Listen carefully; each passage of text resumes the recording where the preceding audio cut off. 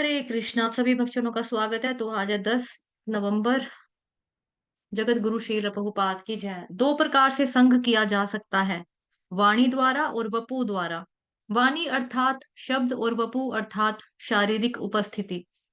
शारीरिक संग कई बार उपलब्ध होता है और कई बार नहीं, परंतु वाणी शाश्वत रहती है। जगत गुरु श्री प्रभुपाद की जय। बंबई 10 नवंबर 1974। अभी हम श्रीमद् भगवद गीता यथारूप करेंगे। आज है पांचवें अध्याय का श्लोक संख्या 23।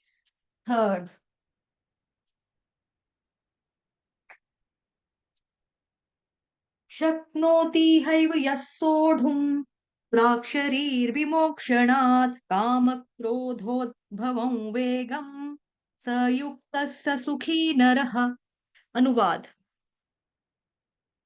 यदि शरीर को त्यागने के पूर्व कोई मनुष्य इंद्रियों के वेगों को सहन करने तथा इच्छा एवं क्रोध के वेग को रोकने में समर्थ होता है तो वह इस संसार में सुखी रह सकता है। तात्पर्य जगत गुरु श्रील प्रभुपाद द्वारा। श्रील प्रभुपाद की जय। यदि कोई आत्म साक्षात्कार के पथ पर अग्रसर होना चाहता है तो उसे भौतिक इंद्रियों के वेग को रोकने का प्रयत्न करना चाहिए। ये वेग है वाणी वेग, क्रोध वेग, मनोवेग, उदर वेग, उपस्थ वेग और जीवा वेग। आप लोगों को याद होगा जब हमने उपदेशामृत ग्रंथ पढ़ा था, उसका पहला श्लोक ही है ये ना, तो वही वाला। जो व्यक्ति इन विभिन्न इंद्रियों के वेगों को तथा मन को वश में करने में समर्थ है वह गोस्वामी या स्वामी कहलाता है। ऐसे गोस्वामी नितांत संयमित जीवन बिताते हैं और इंद्रियों के वेगों का तिरस्कार करते हैं। भौतिक इच्छाएं पूर्ण ना होने पर क्रोध उत्पन्न होता है और इस प्रकार मन, नेत्र तथा वक्षस्थल उत्तेजित होते हैं। अतः इस शरीर का परित्याग करने से पूर्व मनुष्य को इन्हीं को वश में करने का अभ्यास करना चाहिए। जो ऐसा कर सकता है वह स्वरूप सिद्ध माना जाता है और आत्म साक्षात्कार की अवस्था में वह सुखी रह सकता है। योगी का कर्तव्य है कि वह इच्छा तथा क्रोध को वश में करने का भरसक प्रयत्न करे। वाचो वेगम मनस्क्रोध वेगम, है ना, वो वाला श्लोक पढ़ा था हमने। तो यदि शरीर को त्यागने के पूर्व कोई मनुष्य इंद्रियों के वेगों को सहन कर तथा इच्छा एवं क्रोध के वेग को रोकने में समर्थ होता है तो वह इस संसार में सुखी रह सकता है। जैसे हर व्यक्ति जो है ना वो संसार में सुखी रहना चाहता है। तो सुखी हम सब रहना चाहते हैं, पर सुखी रहने के लिए इंद्र तृप्ति में सुख नहीं है। इंद्र तृप्ति के वेग को सहने में सुख है, बट हम लोग उसका उल्टा सोचते हैं, इसीलिए हमारी जिंदगी के अंदर सुख नहीं आता। आता भी है तो टेम्पररी है, नहीं रहता वो। तो इंद्र तृप्ति के जो वेगों को सहन कर लेता है तो वो ऊंचे सुख की ओर चला जाता है। लेकिन जो इनमें लगा रहता है वो निचले सुख में लगा रहता है, जिसमें सुख कम है लेकिन दुख ज्यादा है। जैसा कि हम 3-4 श्लोका से चर्चा करते आ रहे हैं पिछले दिनों से ना, तो जिसमें सुख कम है दुख ज्यादा है, व्यक्ति उसमें ही लगा रहता है। लेकिन जो वास्तव में भक्त है वो शरीर को त्यागने से पहले इंद्रियों के वेगों को आराम से सह लेता है, और विशेष रूप से इच्छा और क्रोध के वेग को। इच्छाओं का मतलब रजोगुण, क्रोध का मतलब तमोगुण।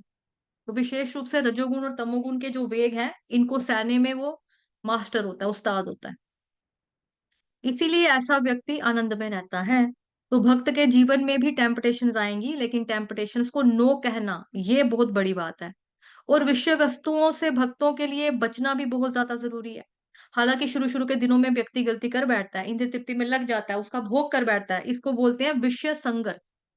लेकिन धीरे धीरे करके जो ये शुद्ध है इंद्र तृप्ति के साथ, मतलब कि विषय संकर, लेकिन धीरे धीरे करके उसका जो ये युद्ध है ना, युद्ध चलता रहता है, ये इंद्र तृप्ति के साथ होता है। लड़ाई जैसी, फाइट जैसी थोड़ी। तो इस इंद्र तृप्ति के लड़ाई में शुरू शुरू में उसको हारने की परसेंटेज ज्यादा होती है, जीतने की परसेंटेज कम होती है उसकी।